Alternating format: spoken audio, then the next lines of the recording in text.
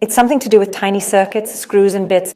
I had wanted to fill this a long time ago, but the puzzle wasn't coming together and there was no order. And then everything clicked. I need to fill Domino with circuits for this company, and not just circuits. I'm at my husband's. Yeah, forgive me, I found a circuit from an old drone, motors and propellers in the attic.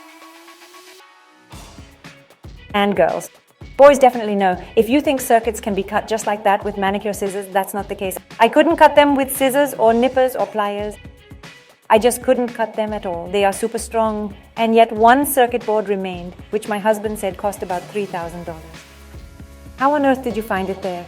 And honestly, I couldn't cut it as much as I wanted to, but I did manage to break it into smaller bits, though I couldn't break the big part.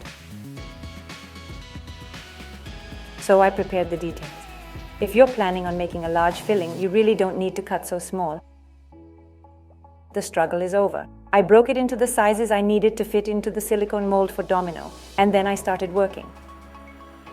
Before I started cutting, I mixed up a medium viscosity resin. At this stage, you can use a liquid resin too.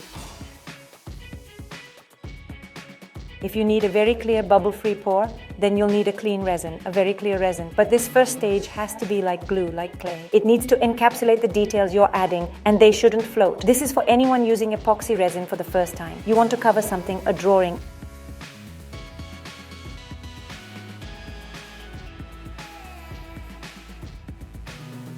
If you want to pour over dry flowers, beads, rhinestones, photos, you'll need to do this in 2 stages. The first stage serves as a base, providing a foundation to distribute your details so that your items don't float. This base needs to dry. You can make it with your resin and dry it right away with a UV lamp, but I work with medium viscosity resin, Art Pro Resin Pro, and lay my details there. Why did I choose medium? Because it thickens faster, she polymerizes.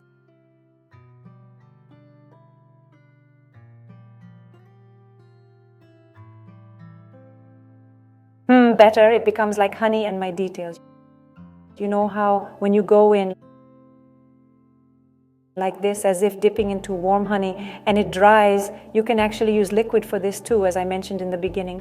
But why does the resin need to thicken? Because you can't pour just mixed up resin and throw all your details in there. Light dry flowers maybe, but with heavy details like mine, you can't, because they'll sink to the bottom and the backside will look bare. Also, a bubble will probably form from the empty space between the detail and the silicone mold, so you need to wait for the resin to thicken properly. Then it nicely lays everything out in the first layer.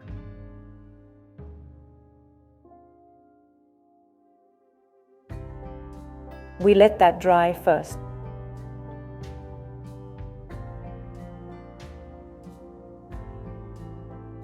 We don't work with it anymore. Depending on how long your resin takes to dry, 4 or 6 hours. I left mine overnight. Then I also mix up the same medium resin. I let it thicken again.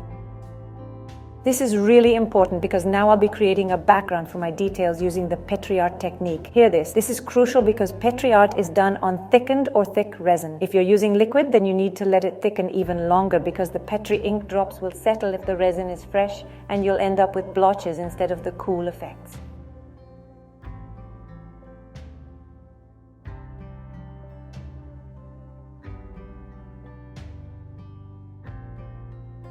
So like how resin goes through layers, like how ink goes through resin layers, and you'll have these streaks from the inside.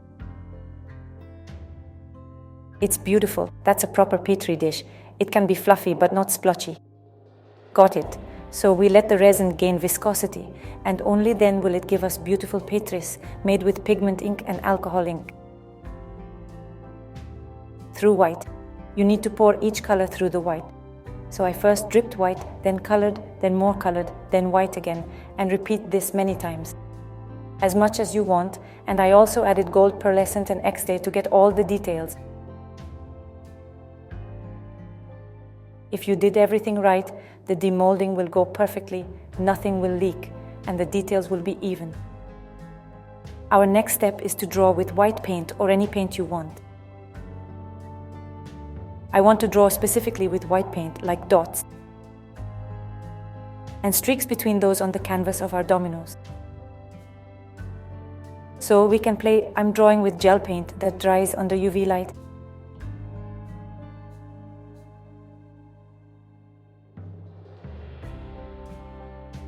I'm really fumbling today.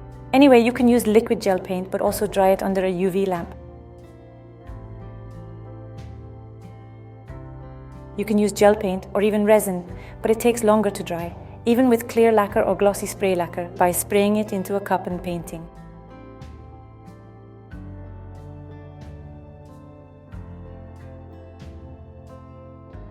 I wouldn't recommend acrylic paint because it will fade and get dirty easily since it's porous. So if you use acrylic, you'll have to cover everything with lacquer anyway. Why do double work when you can use a different material? Also, painting with a brush is not very convenient. You need patience, and there are other tools like dotting tools. It's a stick with a ball on it, available in the manicure section. There are also artistic syringes that artists use to draw, lots of experiments and tools to make this detail.